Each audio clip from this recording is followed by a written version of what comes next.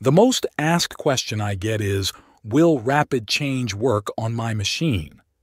In this video, I will show you how the RapidChange ATC magazine can be a benefit on any router or mill, regardless of control software or hardware.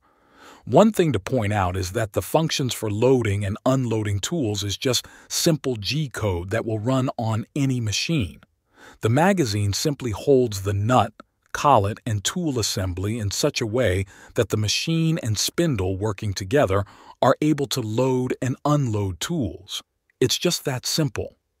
Even if your spindle does not run counterclockwise, your machine will be able to load tools and probe the offset.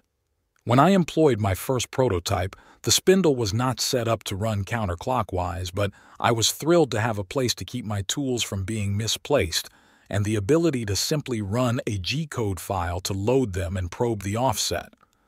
I just wrote into the code a move bringing the spindle to the front of the table and pausing with an M0 so I can remove the tool. Then I just hit cycle start and off it goes to load the tool and probe the length. Very soon after that, I wrote macros for universal G-code sender so I could just hit buttons. This was even better. Being rather unorganized and scatterbrained, this saved me a lot of time and frustration all by itself. This Genmistu 4040 Pro is running on Grbl firmware. The DC motor spindle is only 75 watts, and yet it is able to tighten the clamping nut sufficiently to hold the tool without slipping. The only requirement at this level of functionality is that the spindle speed be controllable with G-code and needs to be able to spin as low as 1,000 to 2,000 revolutions per minute, depending on the spindle wattage. To unload the tool, the spindle must be able to run counterclockwise.